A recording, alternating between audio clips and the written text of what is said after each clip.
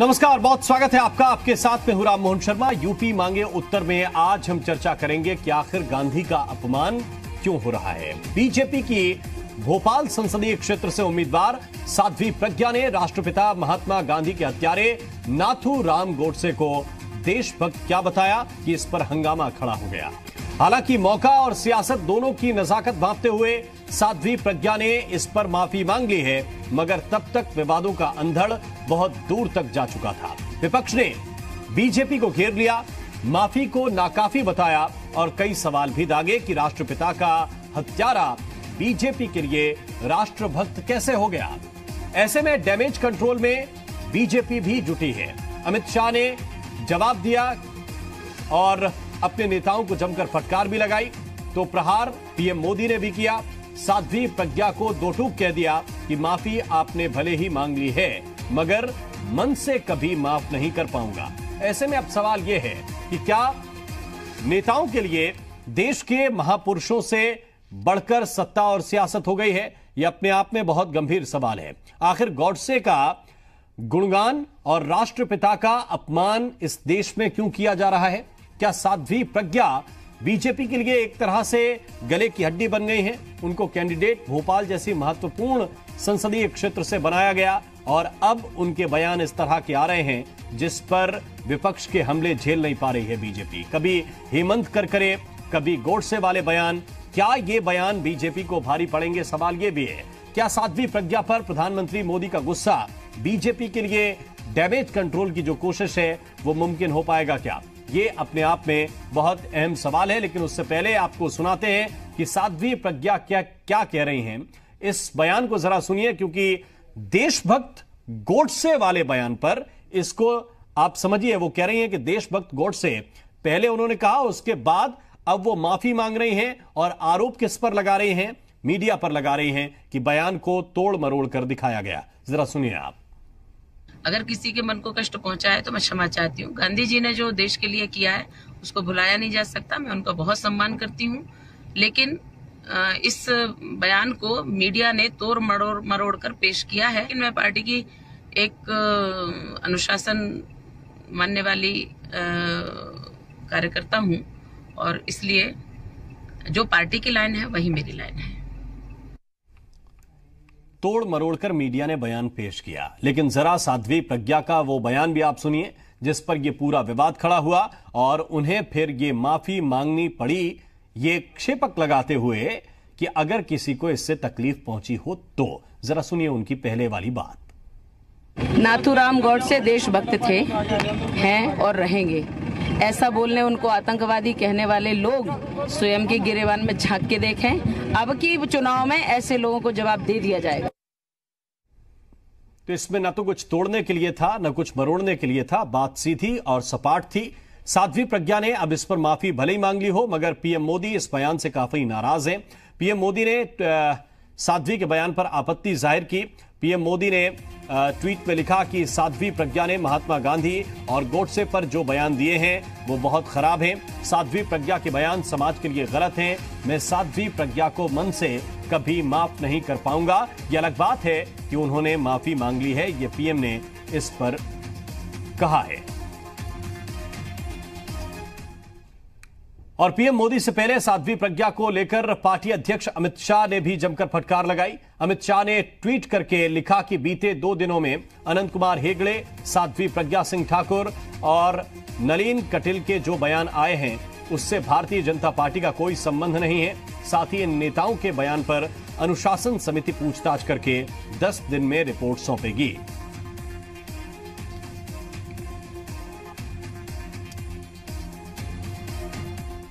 उधर साध्वी के बयान के बहाने विपक्ष बीजेपी पर हमलावर है। बीएसपी ने गोडसे को लेकर साध्वी प्रज्ञा के बयान को बीजेपी की सोच बता दिया।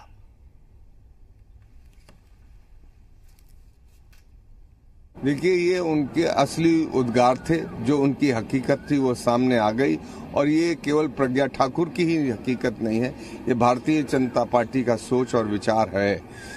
और मैं ये कहना चाहूंगा कि इस चुनाव में उनको उम्मीदवार बना के भारतीय जनता पार्टी ने ये साबित कर दिया है कि आने वाले दिनों में इस प्रकार की संस्कृति को बढ़ावा मिलेगा। तो हम ये कहना चाहेंगे कि मोदी जी हैं तो मुमकिन है। तो विपक्ष लगातार अब इस बात को लेकर हमलावर है कि बापू का अपमान आखिर कैसे किया जा सकता है। सवाल यह कि जिसने बापू को मारा, जो गांधी का हत्यारा है, उसका गुणगान कैसे किया जा सकता है। और जब बात अपने ऊपर आती है तो फिर यह कह दिया जाता है कि 10 दिन में इस पर जवाब मांगा गया है, 10 दिन के बाद इस पर फिर कार्रवाई की जाएगी। और एक नेता नहीं, 3 नेताओं का जिक्र खुद बीजेपी के राष्ट्रीय अध्यक्ष कर रहे हैं और कह रहे हैं कि ये उनके निजी बयान है, पार्टी से इसका कोई संबंध नहीं है। अब 10 दिन क्यों, ये सवाल भी आपके मन में जरूर उठेगा। संभवतः इसलिए क्योंकि 23 तारीख को रिजल्ट आएगा और उसके बाद इन नेताओं की भूमिका भी बहुत हद तक तय होगी। साध्वी प्रज्ञा जीतेंगी कि हारेंगी, इसके आधार पर भी कई बार फैसले लिए जाते हैं। कहां से यह विवाद शुरू हुआ, यह जरा समझ लीजिए। कमल हसन ने यह मसला उठाया। कमल हसन ने गोडसे को पहला हिंदू आतंकी बताया। इसी बात को लेकर रिएक्शन प्रज्ञा सिंह ठाकुर से लिया गया। उनसे पूछा गया कि क्या गोडसे को लेकर वो सोचती हैं, तो उन्होंने कहा कि गोडसे देशभक्त था, जो लोग इसे आतंकी कहते हैं वो उसका जवाब जनता देगी। इस तरह की बात उन्होंने कही। जब विवाद उठा तो सबको जवाब देना पड़ा। बीजेपी ने शुरुआत से अपने आप को अलग किया, राष्ट्रीय अध्यक्ष ने अलग किया और फिर पीएम मोदी कह रहे हैं कि ये बयान समाज के लिए गलत है, साध्वी प्रज्ञा को मन से कभी माफ नहीं कर पाऊंगा। लेकिन बात इसके अब आगे चल रही है कि क्या इतना काफी है। हमारे साथ एक बहुत खास पैनल जुड़ रहा है, उन सभी मेहमानों से आपका परिचय कराते हैं, फिर चर्चा की शुरुआत करेंगे। मनोज मिश्रा है, प्रवक्ता है भारतीय जनता पार्टी के। मनोज जी का बहुत स्वागत है। अनिल दुबे जी हैं, प्रवक्ता है आरएलडी के। अनिल दुबे का ही बहुत स्वागत है। प्रमोद गोस्वामी जी हैं, राजनीतिक विश्लेषक हैं। प्रमोद जी, बहुत बहुत स्वागत है आपका भी। पवन दीक्षित हैं, कांग्रेस पार्टी के नेता हैं, बहुत बहुत स्वागत पवन दीक्षित जी आपका। और यति नरसिंहानंद जी इस वक्त हमारे साथ मौजूद हैं। यति नरसिंहानंद सरस्वती जी हिंदू धर्मगुरु हैं, बहुत बहुत स्वागत आपका भी।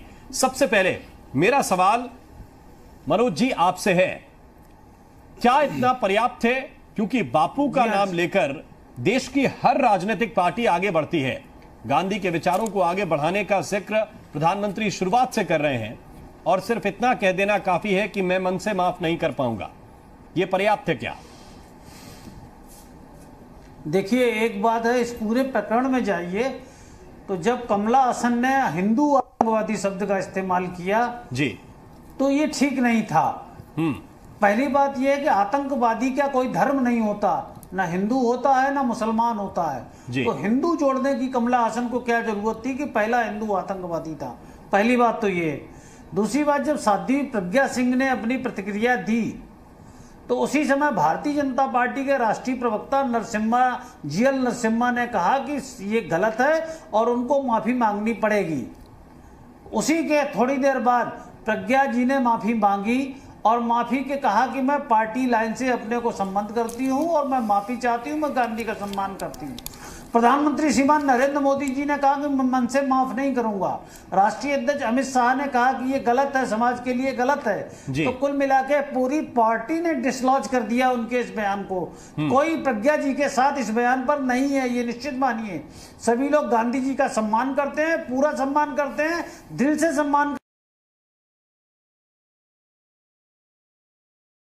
भी प्रज्ञा ठाकुर का बचाव करेंगे या उनसे, उन्होंने निश्चित तौर पर गलत बयान दिया जी। भारतीय जनता पार्टी ने मलम्मत की है और बड़ी जोर से उसका खंडन किया है, इसमें कतई संदेह नहीं। सभी मेहमान बैठे हैं, मुझे उनके पास भी जाना है, लेकिन एक छोटी सी बात और। मध्य प्रदेश बीजेपी के प्रवक्ता आपकी तरह ही हैं, अनिल सौमित्र। उन्होंने कहा इस बात पर चर्चा होनी चाहिए, मैं उनकी बात बता रहा हूं। उन्होंने कहा इस बात पर चर्चा होनी चाहिए कि महात्मा गांधी राष्ट्रपिता हैं कि राष्ट्रपुत्र हैं, कोई राष्ट्र का पिता कैसे हो सकता है। इतनी सी उन्होंने बात कही और आज ही पार्टी ने उनकी प्राथमिक सदस्यता से सस्पेंड कर दिया। छोटे नेता हैं इसलिए आप लोग तुरंत कार्रवाई कर लेते हैं। प्रज्ञा ठाकुर चूंकि संसदीय चुनाव लड़ रही हैं, जीतेंगी हारेंगी ये भविष्य के गर्भ में है, तो आप लोग अभी 10 दिन का वक्त देंगे कि 10 दिन के बाद ये तय करेंगे कि बयान ठीक था कि गलत था। देखिए, अनिल सौमित्र जी को सस्पेंड कर दिया पार्टी ने, ये बात बिल्कुल सही है जी। और प्रज्ञा जी को अनुशासन समिति 10 दिन के अंदर रिपोर्ट देगी और जैसी रिपोर्ट देखी वैसी कार्रवाई होगी, ये निश्चित रहिए। भारतीय जनता पार्टी अनुशासनात्मक कार्रवाई करेगी। अगर दोषी पाई जाएंगी तो 10 दिन का इंतजार करिए और 10 दिन बाद बताइएगा कि क्या हुआ। मेरा सिर्फ इतना सा सवाल है और मैं अब इस फोरम को ओपन करता हूं। हमारे साथ पवन दीक्षित जी भी हैं। पवन दीक्षित जी, 2 बयान हैं, दोनों आपत्तिजनक हैं और एक बयान आप अगर तुलना करेंगे कि गोडसे को देशभक्त बताना, या एक चूंकि वो संपर्क विभाग के प्रमुख हैं अनिल सौमित्र, वो कह रहे हैं कि इस पर चर्चा हो कि राष्ट्रपिता कोई हो सकता है कि राष्ट्र का पुत्र हो सकता है। उन्होंने कहा इस बात पर चर्चा होनी चाहिए। उनको एक झटके में सस्पेंड कर दिया। और जो गोडसे को देशभक्त बता रहे हैं, जो महात्मा गांधी को जिसने मारा, सब कुछ सार्वजनिक है, उसके ऊपर आप कह रहे हैं कि 10 दिन का भी वक्त है, अनुशासन समिति देखेगी। देखिए राम साहब, 70 वर्षों से, जब से बापू का निधन हुआ, उनका मर्डर किया गया एक संघीय विचारधारा के व्यक्ति के द्वारा, तब से आज तक आप पूरा इतिहास उठा लीजिए, कभी भी भर्त्सना अच्छी तरह से गोडसे के बारे में नहीं कही गई। जब मीडिया या लोगों का दबाव आया तो उस तरह से एक फॉर्मेलिटी वाइज इन लोगों ने बोला। दूसरी बात, मैं एक चीज समझना चाहता हूं कि नरेंद्र मोदी जी से बड़ा भारतीय जनता पार्टी में कौन है, अमित शाह जी से बड़ा कौन है। उन लोगों ने शुरू से ही इसकी भर्त्सना की। 24 घंटे बाद मोदी साहब का ट्विटर पे मैसेज भी आया, अमित शाह जी ने बोल दिया, इनके राष्ट्रीय प्रवक्ता ने बोल दिया, अभी प्रदेश प्रवक्ता खुद बोल रहे हैं। उसके बाद क्या बचता है? आप 10 दिन का समय किस बात के लिए लेना चाह रहे हैं? इवन इसमें एक गहरी बात समझिए कि मोदी जी ने बोला है कि मैं मन से उन्हें माफ नहीं कर पाऊंगा। आप मुझे एक सिंपल सी बात बता दीजिए, मोदी जी जिसको मन से माफ ना कर पाए वो भारतीय जनता पार्टी में रह जाएगा? तो ये इनका दोहरा चरित्र है। ये सिंपल सी बात है। कल चुनाव है, 2 दिन बाद इनको सीधा सीधा दिख रहा है कि इस देखिए हमारा देश बापू का देश है, अहिंसावादी लोगों का देश है। और अटल बिहारी वाजपेयी की एक लाइन आपको ज्यादा बड़ी लाइन है उनकी कि इस देश की जनता अपमान करते वक्त तो सुन लेती है लोगों का, लेकिन जिस वक्त फैसले की घड़ी आती है तो वो क्षमा नहीं करती है। ये बात मोदी जी को भी पता है। भले उन्होंने अडवाणी जैसे अपने गुरुओं को इधर से उधर कर दिया, लेकिन उन्हें भी पता है कि चुनाव की घड़ी है और लोग भले ही उनके साथ जो रहे हो 2014 में, लेकिन जब कहीं बापू पर, देश की परिपाटी पर कहीं कोई प्रश्न चिन्ह लगाता है तो देश की जनता उसके विरोध में खड़ी हो जाती है। और प्रज्ञा ठाकुर ये तथाकथित साध्वी हैं, ये साध्वी किसी भी तरह से नहीं, मैं पूरी तरह गूगल सर्च करके आया हूं, ये ना किसी मठ से है ना किसी शंकराचार्य से संबंध है। इनका पूरा नाम भी प्रज्ञा ठाकुर ही बोला जाता है। तो इनको साध्वी कहना भी गलत है एक तरह से। क्यों? क्योंकि साधु का काम क्या होता है? लोगों में समरसता बिछाना। ये तो जब से आई है 2 महीने भारतीय जनता पार्टी की सदस्यता लिए हुआ है, आग ही उगल रही है और सीधे देश की राष्ट्रवाद पर सीधे सीधे प्रश्न करती हैं। शहीद करकरे को ये बता देती हैं देशद्रोही। आज एक देशद्रोही को, एक हत्यारे को आज देशभक्त बता देती हैं। और आप उनकी बॉडी लैंग्वेज देखिए जिस वक्त उन्होंने खेद प्रकट किया है। अगर किसी को मेरी बात से ठेस पहुंची हो, अगर क्या होता है, इस देश का अधिकांश निवासी इस बात से आहत हुआ है जी। और आप इस बात को कह रही हैं। अरे आपके खुद अध्यक्ष आहत हो गए, आपके प्रधानमंत्री आहत हो गए सो कॉल तरीके से। अगर मैं तो एक बात जानता हूं, देखिए सर राम साहब, एक प्रिंसिपल अगर किसी बच्चे से नाराज होता है तो निश्चित रूप से सजा का पूरी तरह से सिस्टम बन जाता है। अगर प्रिंसिपल पब्लिकली ये बोल दे कि नहीं ये लड़का अच्छा नहीं है और मुझे इसकी मोटे तौर पर ये कह रहे हैं कि ये दिखावे वाली बात। बिल्कुल 2 दिन आप देख लीजिएगा, आप ये दिखावे वाली बात। बिल्कुल राम साहब यही बात कर रहा हूं। 10 दिन बाद आप देखिएगा कुछ नहीं निकलने वाला इस चीज में, लोग भूल जाएंगे, चुनाव निकल जाएगा इनका। जी, आपको लग रहा है कि कार्रवाई होनी चाहिए किस पे? साध्वी प्रज्ञा सिंह ठाकुर पे? हाँ, फांसी दे दो भैया। एक रामधारी सिंह दिनकर नाम के एक गांधीवादी हुए हैं, बहुत बड़े गांधीवादी हुए। आप उनकी किताबें देखिए। उन्होंने अपनी एक किताब लिखी जिसका नाम था परशुराम की प्रतीक्षा।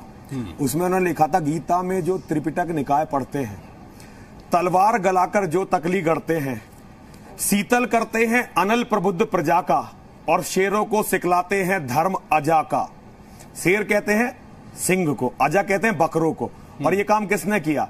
अंधा और बहरा भी कोई समझ सकता है, लेकिन इस देश ने समझा नहीं। यह पाप उन्हीं का हमको मार गया है, भारत अपने घर में हार गया है। आज ये देश सोचने को तैयार नहीं है। ये देश दिमागी तौर पर असंतुलित हो गया है। जिसे आप बापू कह रहे हैं, जिसे राष्ट्रपिता कह रहे हैं, वो आपका बापू आपका राष्ट्रपिता है। मैं ना उसे बापू मानता हूं ना राष्ट्रपिता मानता हूं। 1 करोड़ हिंदुओं का हत्यारा, जिसके झूठ बोलने के कारण 1 करोड़ हिंदू मारे गए, आज ये देश उस पर चर्चा नहीं करना चाहता। ये दुर्भाग्य है इस देश का। देश फिर इस्लामिक गुलामी की ओर जा रहा है, केवल इसी कारण इन ढोंगियों ने, पाखंडियों ने। ये गलत बात जा रही है। सुनिए ये पूरी तरह से गैर कानूनी बात कर रहे हैं। सुनिए, राम साहब, ये गैर कानूनी बात कर रहे हैं। सुनना नहीं, गैर कानूनी बात कर रहे हैं। आप राष्ट्रपिता के लिए जिन शब्दों का इस्तेमाल कर रहे हैं, मेरा नहीं है भाई। आप तुम्हारा राष्ट्रपिता होगा, मेरा राष्ट्रपिता नहीं है, ना मेरा बापू है। आप नोट फाड़ दीजिए ना, आप अपनी जेब में नोट फाड़ दीजिए। महात्मा गांधी के फोटो जो लगे हुए हैं, फाड़ दीजिए ना उनको। आप किस तरह की बात कर रहे हैं? महात्मा गांधी को आप जिस तरह के लोगों को आप मान रहे हैं, आप मोदी से लेकर देश को, पूरे लोगों को आप नहीं। मोदी भगवान है क्या? मोदी ना, मोदी भगवान ना गांधी भगवान। आप भगवान है क्या? आप भगवान है? आप है कौन? आप है कौन? आप है कौन? वो है आप जैसे लोग इस देश में जहर बोलने वाले लोग हैं। आप लोग नहीं हो, तुम क्या आतंकवादी हो? तुम कौन हो? तुम फर्जी लोग हो। तुम फर्जी लोगों से तुम्हारे पास कुछ नहीं है कहने के लिए। रामधारी सिंह दिनकर की बातें कर रहे हो। तुम्हें पता क्या है इस चीजों के बारे में? चिल्ला तुम रहे हो। 1 करोड़ हिंदुओं के हत्यारे। 1 सेकेंड। क्या कि इस देश में सत्ता है ना, इस देश में शासन है ना कानून है। तुम जैसे फर्जी लोगों ने इस देश के साधुत्व को किया है। समझे? किस चीज को तुम महात्मा गांधी तक सम्मान नहीं करते जानते हो? किस चीज की तमीज है? जाहिल आदमी, जाहिल तू है, बदतमीज इंसान, बदतमीज आदमी। दोनों लोग तमीज नहीं है बिल्कुल भी। दोनों लोग शांत हो जाइए। सकता खुद को गांधीवादी। क्या बोल रहा है तू? बकवास कर रहा है, अपने ऊपर का लिहाज तक नहीं कर रहा। ख्याल कर, हमारी हिंदुवादी संस्कृति को क्यों बदनाम कर रहे हो? क्या संस्कृति? तड़ाक नहीं चलेगी। संस्कृति रुक जाइए। संस्कृति तेरी बात सुन नहीं सकता। राम साहब, ऐसे बदतमीज लोगों को मत बुलाया कीजिए। सुन रहा था। मेरा निवेदन है आपसे। यति नरसिंह जी, दोनों लोग प्लीज चुप हो जाइए। देखिए, मैं अपने विचार ऐसा नहीं चलेगा। मतलब भौंकने लगा कुत्ते की तरह। ना, ये नहीं चलेगा। कुत्ता ये डिबेट का हिस्सा नहीं है, बिल्कुल नहीं। आप माफी मांगिए, ये नहीं चलेगा। गरिमा में रहिए, नहीं चलेगा ये। गरिमा में रहिए, बिल्कुल गरिमा बनाए रखिए। ना तो तू 1 सेकंड चुप हो जाइए। 1 सेकंड चुप हो जाइए। 1 सेकंड दोनों लोग खामोश हो जाइए। ये ना, ये उस तरह की डिबेट नहीं है। रुक जाइए आप दोनों लोग। 1 सेकंड। कुत्ते पवन दीक्षित जी, 1 सेकंड रुक जाइए। मैं उससे बात कर लीजिए। सरस्वती जी पहली बात सुन लीजिए। ये मेरी बात सुन लीजिए, मैं बात कर रहा हूँ। राम जी, इस तरीके का डिबेट, इस तरीके के डिबेट को पूरा हिंदुस्तान देख रहा है। आपसे अनुरोध है आशुतोष, इस तरीके की भाषा की मर्यादा न गिराइए। मैं कह रहा हूं कि सरस्वती साहब, ये इस तरह की चर्चा नहीं है। पहली बात तो शब्दों की, पहली बात 2-3 बातें समझ लीजिए, इसके बाद अपनी बात रखिए। शब्दों की मर्यादा। स्वतंत्र हूं, तू तड़ाक बोल नहीं रहा था, ये अपनी बात रख रहे थे। ये नहीं चलेगा। बात रख रहा हूं। शब्द आप बिल्कुल चयनित बोलेंगे, जो दर्शक जिसको समझ भी सकें, दर्शक जिसको पचा भी सकें, और असंसदीय भाषा बिल्कुल नहीं होनी चाहिए। असंसदीय भाषा तब तक बिल्कुल नहीं होनी चाहिए जब तक कोई मेरे से बदतमीजी नहीं करेगा। तो किसने बदतमीजी की आपसे? आप देख लीजिए, पूरी इसे खोल दे। मैं तो अपनी बात रख रहा था। देखिए राम साहब, मैं अगर अपनी बात नहीं रख सकता तो डिबेट में बैठने का फायदा क्या? नहीं, आप अपनी बात रख सकते हैं, जो गांधी के सबसे बड़े भक्तों में से एक है। आप अपनी बात रख सकते हैं, लेकिन उसका तरीका है। आप चीजों को भड़काने के उद्देश्य से बात नहीं रखेंगे। मैंने रामधारी सिंह दिनकर से शुरू किया। आपने दिनकर साहब की पंक्ति पढ़ी, लेकिन दिनकर साहब की पंक्ति के साथ आप बापू को हत्यारा भी बोल रहे हैं। और ये संसदीय नहीं है। 1 करोड़ लोगों का ये संसदीय नहीं है साहब। देखिए, संसदीय कैसे नहीं है? ये इतिहास है। कैसे संसदीय नहीं है? आप कैसे कह देंगे?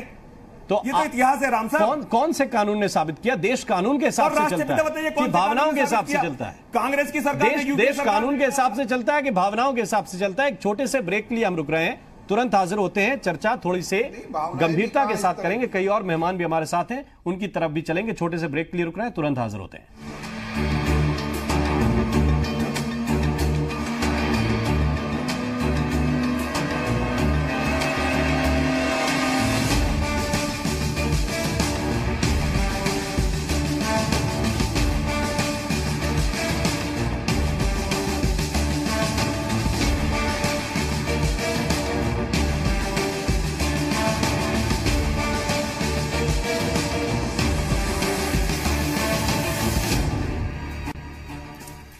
के बाद स्वागत है आपका। चर्चा इसी बात पर कर रहे हैं कि बापू का अपमान, गांधी का अपमान किया गया, और उसके बाद सिर्फ यह कह दिया गया कि 10 दिन के बाद यह तय करेगी अनुशासन समिति की करना क्या है। प्रमोद गोस्वामी जी हैं हमारे साथ, राजनीतिक विश्लेषक हैं, लंबा अनुभव है उन्हें पत्रकारिता का। प्रमोद गोस्वामी जी, ऐसा लग रहा है क्या कि प्रज्ञा ठाकुर बीजेपी के लिए एक तरह से गले की हड्डी बन गई हैं? राम मोहन जी, पहले तो एक बात ये कि हमारे जो हिंदू धर्मगुरु जी हैं उनसे ये अपेक्षा की जाती है कि वो बयान पर कोई टिप्पणी करते जिस ढंग से ये कम से कम साधु संतों को ये शोभा नहीं देता, इस ढंग की भाषा और शैली। खैर, वो उनका अपना लोकतंत्र में उनकी अभिव्यक्ति की आज़ादी है, आज़ादी का दुरुपयोग और सदुपयोग होता रहता है। खैर, देखिए, एक सबसे बड़ी बात यह है कि, और चिंता की भी बात है कि भारतीय जनता पार्टी जो राष्ट्रवाद को अपना मूल आधार मानती है और इस चुनाव में भी राष्ट्रवाद को ही उसने ऊपर रख के चुनावी रणनीति बनाई, और उसी के लोग राष्ट्रपिता को ये बात कहें और अपमानजनक टिप्पणी करें, वो शायद शोभनीय नहीं है। और जहाँ तक राष्ट्रपिता के नहीं मानने और मानने का सवाल है, तो पूरा विश्व राष्ट्रपिता मानता है और शांति का प्रतीक मानता है, अहिंसा का प्रतीक मानता है। इस बात को, ये कड़वा सच है, स्वीकार किया जाना चाहिए। हमारे व्यक्तिगत मानने से कि आप संत नहीं हैं तो आप ऐसा नहीं, अगर आप संत हैं, स्वघोषित संत नहीं है तो बात अलग है, और अगर आप संत हैं तो मेरे न मानने से ऐसा नहीं है कि आप संत नहीं कहलाए जाएंगे। तो एक व्यक्ति के कह देने से ऐसा नहीं होता है कि अगर हम कह दें कि आप संत नहीं है तो क्या आप संत नहीं होंगे, या आपके न मानने से गांधी शांति के दूत नहीं होंगे।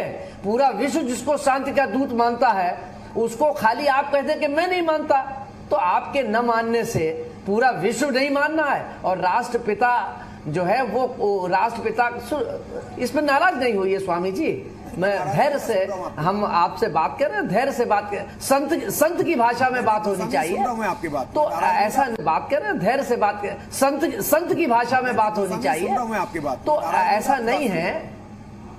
जी जी जी जी जी जी तो मैंने कहा ना कि ऐसा ना होगा, नहीं, मुझे ये डर लग रहा है कि ऐसा नहीं हो कि प्रज्ञा जी ने श्राप दे दिया था, करकरे को कहीं आप श्राप दे दें। तो मैंने इसलिए विनम्रता से ये बात कही। तो क्या ये साधु संतों की भाषा है कि एक आतंकवादी घटना में जो मारा गया वो उसके श्राप से मारा गया? क्या ये साधु संतों की भाषा है, या साधु संतों की सोच है, या साधु संतों का ये मानना है कि मतलब एक ठीक? अनिल दुबे जी, आपको लग रहा है कि बीजेपी थोड़ा सा वक्त ले रही है क्योंकि अभी एक फेस बाकी है चुनाव का? नहीं, देखिए, बीजेपी ये साबित कर रही है कि जो उन्होंने कार्रवाई जिस तरह से उनको कार्रवाई करनी चाहिए थी वो तो स्वतः प्रमाणित है। उन्होंने गांधी जी का अपमान किया, गोडसे के सम्मान में उन्होंने कसीदे पढ़े।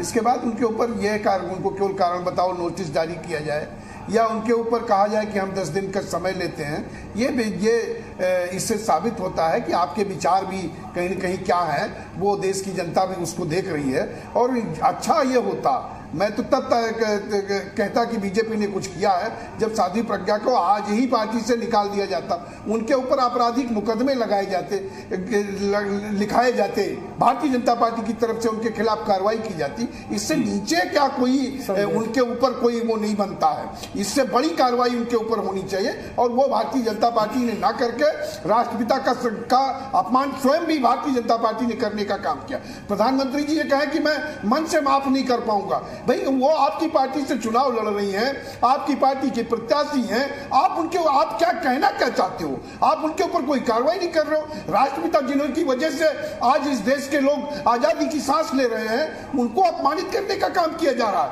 आपकी प्रत्याशी अपमानित करने का काम कर रही, और आप क्यों कह रहे हो हम मन से माफ नहीं कर पाएंगे? इसका मतलब उन्हें दल में रखेंगे, उनका इंतजार करेंगे। 10 दिन लगता है किसी चीज की कार्रवाई करने में, जो वीडियो फुटेज में मौजूद है, टेलीविजन पर उनकी आवाज रिकॉर्ड है, आप उसको सुन करके उनके खिलाफ कार्रवाई कर दीजिए। ठीक, आशुतोष जी भी हैं, डॉक्टर आशुतोष, क्या कहेंगे आप? राम जी, देखिए, जो नाथूराम गोडसे के बारे में साध्वी प्रज्ञा सिंह ने कहा है, मुझे कोई बहुत आश्चर्य नहीं है, क्योंकि पहले हमें ये सोचना चाहिए कि जो गांधी जी की हत्या हुई है ये विचार का अपराध है या कर्म का अपराध है।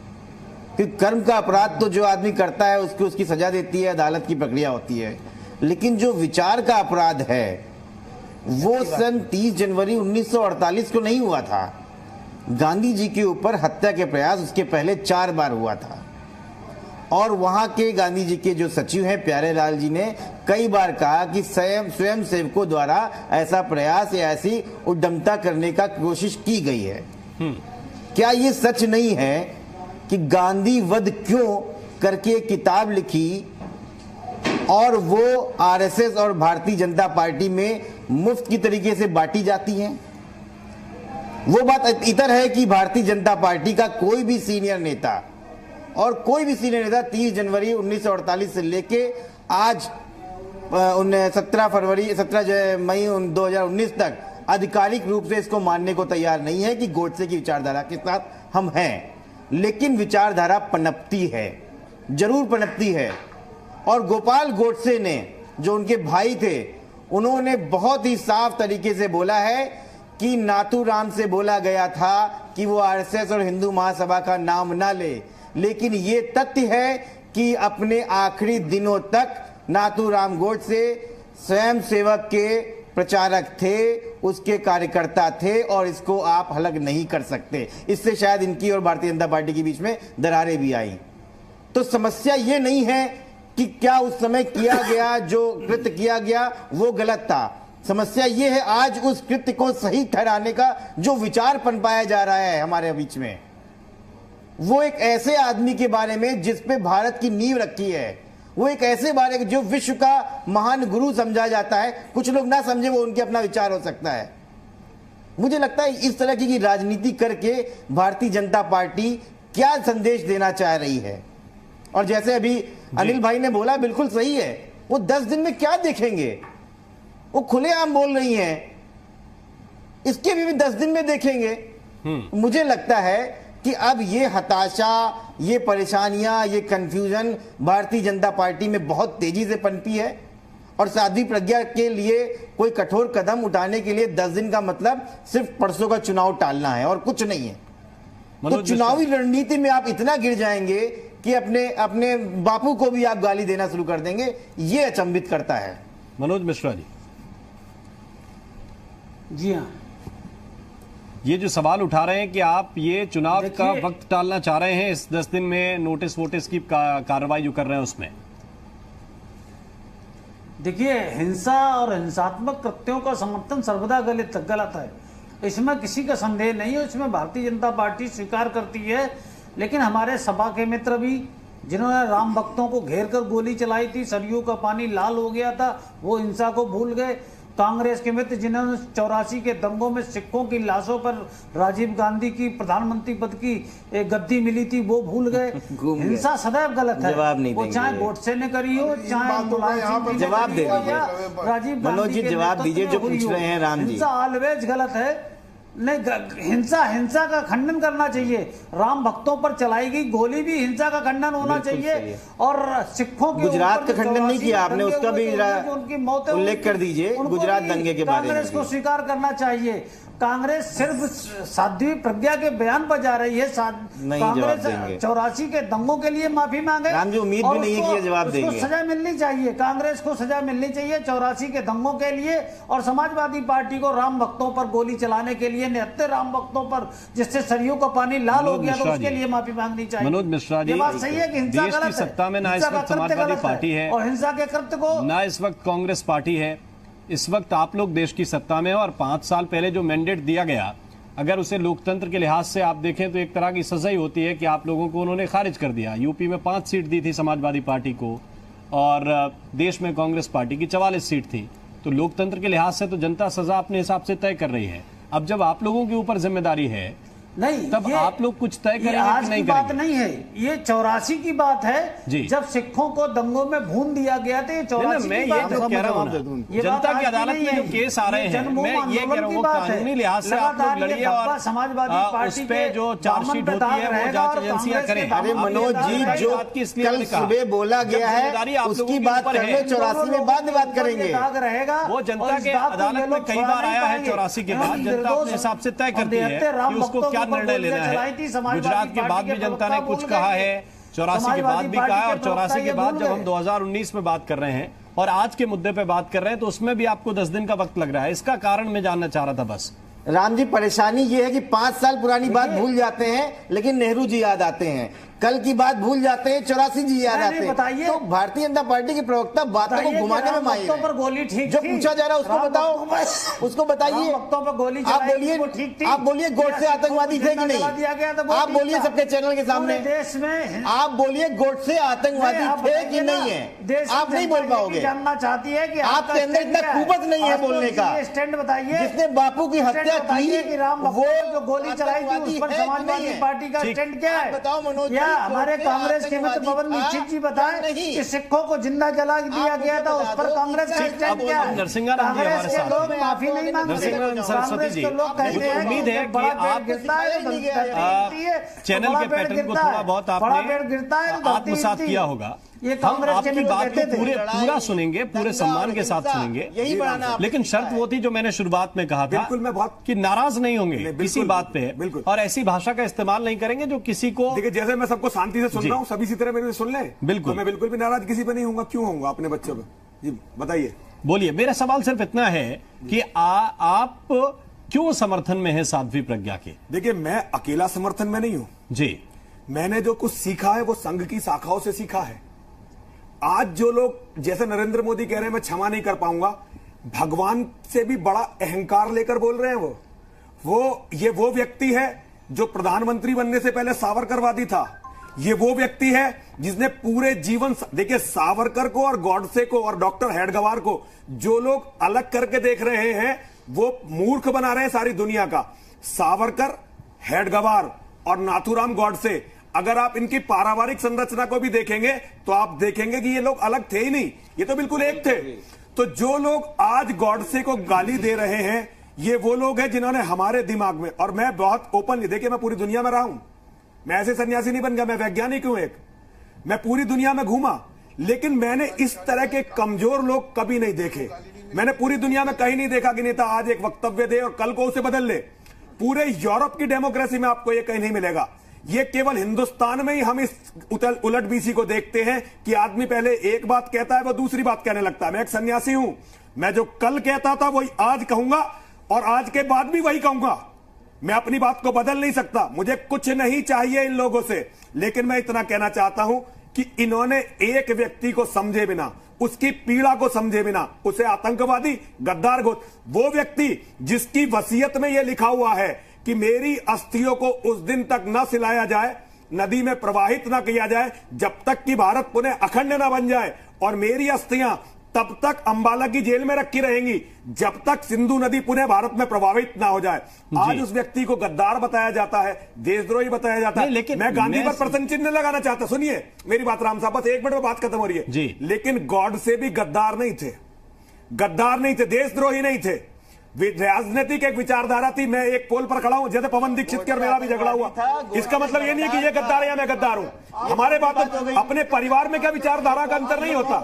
मैं किसी को विचारधारा का अंतर होना और किसी का कत्ल कर देना, देखिए कत्ल होते हैं राजनीति में हमेशा। गॉडसे जी को सिखाकर भेजा गया, और दुख की बात यह है कि जिन्होंने गॉडसे को सिखाया, एक और उदाहरण देता हूं आपको समझ में आएगा। 5 विचारधाराएं, विश्व हिंदू परिषद के प्रचारक थे दारा सिंह, मेरी अलग है आपकी अलग है, तो इसका मतलब थोड़े हम कट्टे निकाल नहीं, लेकिन कुछ लोग मारेंगे जो लोगों की हत्या करवा रहे हैं, हत्या होने के बाद वो हाथ झाड़कर खड़े होते हैं, नहीं नहीं हमारा इसमें कुछ लेना देना नहीं है। और ऐसा अकेले गॉडसे के साथ नहीं हुआ, ऐसा हुआ है हजारों लोगों के साथ। हत्या करवाने वालों को सत्ताएं मिल गई और बेचारे लोग बलि चढ़ गए। पवन दीक्षित जी हमारे साथ, पवन दीक्षित जी वो ये कह रहे हैं कि गोडसे को गद्दार क्यों कहा जा रहा है? गोडसे गद्दार नहीं था, उसकी विचारधारा नहीं मिलती थी, उसने कत्ल कर दिया। उससे हिंदू धर्म गुरु मत रखिए। मैं पहले आदरणीय स्वामी जी से खेद भी प्रकट करूंगा कि जो अगर कुछ ऐसी बातें हुई हैं गर्मा गर्मी में, हम भी छोटे हैं उनसे, और कुछ बातें हो जाती हैं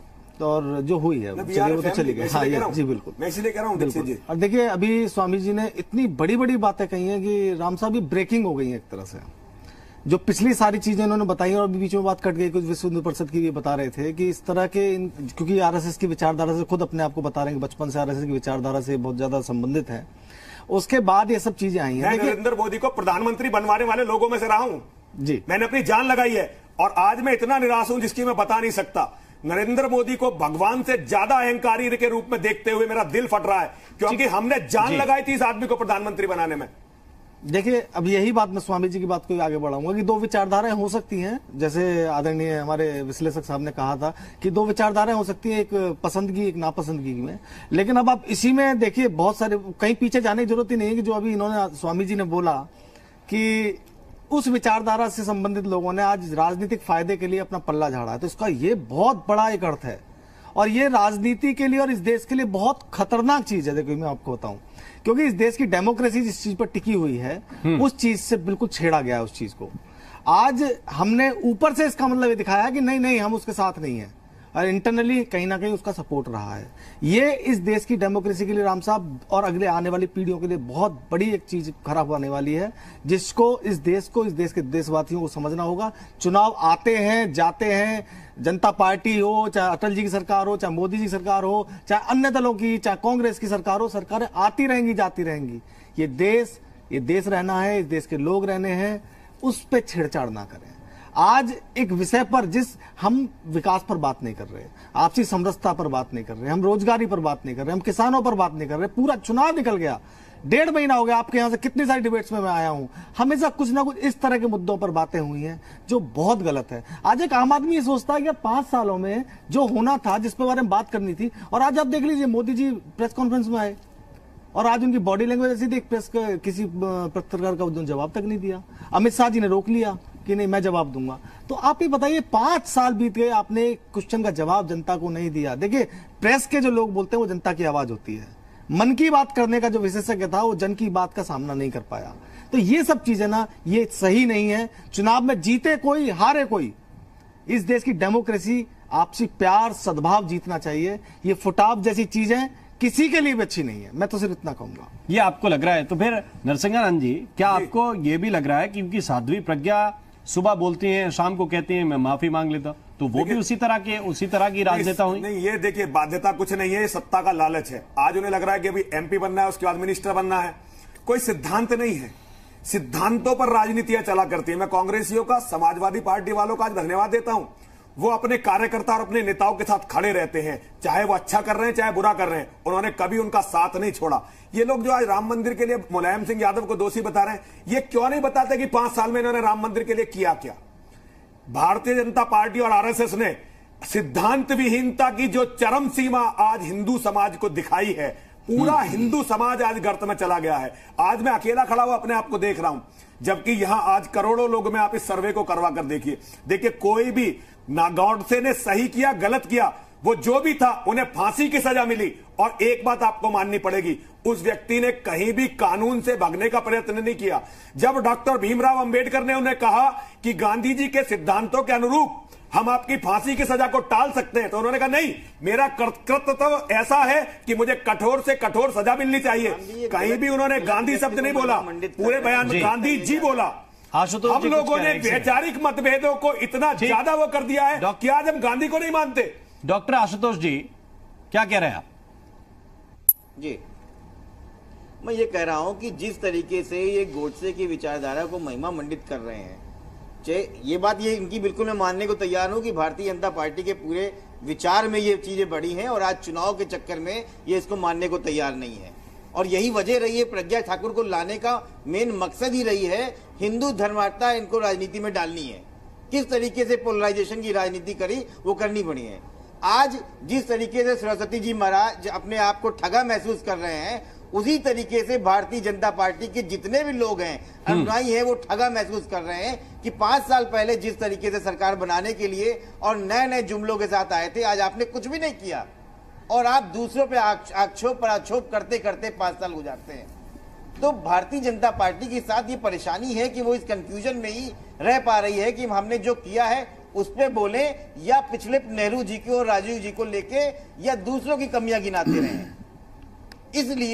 इसलिए जानबूझ के भी अपने घर में लोगों को ठीक से सजा भी नहीं दे पा रहे हैं, ठीक से हाँ भी नहीं कह पा रहे हैं और यही इनडिसिसिवनेस ने इनकी हार का कारण बनने जा रहा है।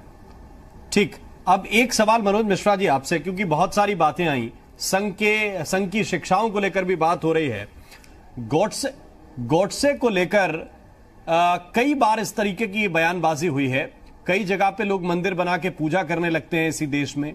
इस लोकतांत्रिक देश में जब आपके पास एक मौका आया कि आप एग्जाम्पल सेट करें, तब आप लोग डिले कर रहे हैं सिर्फ इलेक्शन की वजह से। ये देश की जनता जानना चाहती है, ऐसा क्यों हो रहा है? देखिए, अभी तो सबसे पहले मैं आशुतोष जी की बात का जवाब देना चाहता हूं जी कि आशुतोष जी ने कहा, डॉक्टर आशुतोष ने, कि ये मुद्दों पर बात नहीं करते। इनसे पूछो मुद्दों से भटका कौन, नीच किसने कहा मोदी जी को? और मणिशंकर बैठे हुए हैं, उन्होंने कहा मैंने जो बात का सीधा जवाब दिया। चौकीदार चोर है किसने कहा? कांग्रेस ने कहा।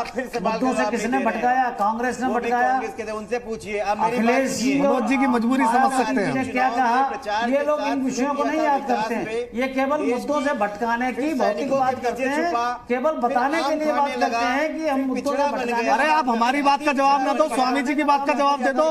भारतीय जनता पार्टी मुद्दों से भटकाने की बात नहीं। उन्होंने तो मोदी जी को बनाने में बहुत ज्यादा मेहनत की है। आप उनकी बातों का जवाब दे दो, हमारी बातें तो आपको समझ में नहीं आएंगी। संत आप लोग हैं, समाजवादी पार्टी और उनके नेता, कांग्रेस और उनके नेता, बसपा। आप ऐसे ही तो लोग हैं कि अपने लोगों को भी छिटक देते हैं। जो लोग आपको बनाते हैं, आप उन लोगों को सबसे पहले निकालते हैं, सबसे पहले उन्हें सबसे पहले मुख्यधारा से हटाते हैं। चाहे वो अडवाणी जी हो, चाहे जोशी जी हो, चाहे लालजी टंडन हो, चाहे स्वामी जी जैसे लोग हों। ये बहुत गलत, ये राजनीति का आप जिस तरह से दुरुपयोग कर रहे हैं, जिस तरह से देश को छीन रहे हैं, वो सही नहीं है। परिवारवाद, क्षेत्रवाद, जितने बात है ये सब समाजवादी पार्टी की देन है। भ्रष्टाचार के नए नए आयाम थोड़ी श्रेय कांग्रेस को जाता है। ये मुद्दे नहीं है। मुद्दे क्या है? सारे मुद्दे, कोई कह रहा है टाइम कम बचा हुआ है, सारे मुद्दे अब समाप्ति की इस तरफ है, क्योंकि ये सिर्फ आखिरी दौर का चुनाव बचा हुआ है। मुद्दे जितने उछालते थे उछाल चुके आप लोग। मेरा सिर्फ इतना कहना है, जो मेरा सवाल था उसका जवाब नहीं आया, कि क्यों वक्त इतना पार्टी ले रही है? ये सामान्य बयान है क्या?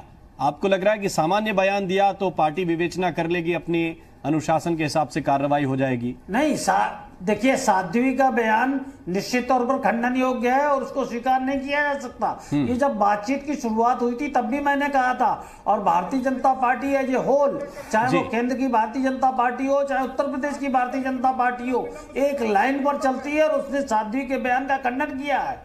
भारतीय जनता पार्टी उनके बयान के साथ नहीं है, उसका खंडन करती है। साध्वी ने माफी मांग ली है, माफी मांगने के लिए भारतीय जनता पार्टी ने कहा था, निर्देशित किया था साध्वी को कि आप अपने बयान पर माफी मांगिए इस देश से। मोदी जी ने अपने ट्वीट में लिखा, आपने खुद दिखाया। अभी अमित शाह जी ने अपने ट्वीट में लिखा, आपने खुद बात हाथ से निकलने लगी तब ट्वीट किया है। पार्टी इस तरह के किसी कृत्य को बर्दाश्त नहीं करती है। प्रमोद गोस्वामी जी, एक आखिरी कमेंट मैं आपसे चाहता हूं, इतना पर्याप्त है क्या किसी राष्ट्रीय दल के लिए जो गांधी की बातों को विदेश में तक जो प्रधानमंत्री बताते हो कि गांधी जी ने हमें ये सिखाया, गांधी जी ने हमें ये सिखाया, उनके विषय में एक कैंडिडेट जो बहुत लंबे वक्त से आपकी पार्टी का सदस्य नहीं है, अभी चुनाव से ठीक पहले आया है, वो कैंडिडेट बयान देता है और आप पॉलिटिकल मजबूरी में इतने घिर जाते हैं कि कार्रवाई करने के लिए आपको 10 दिन का वक्त और चाहिए। होगी कि नहीं होगी अभी ये भी तय नहीं है।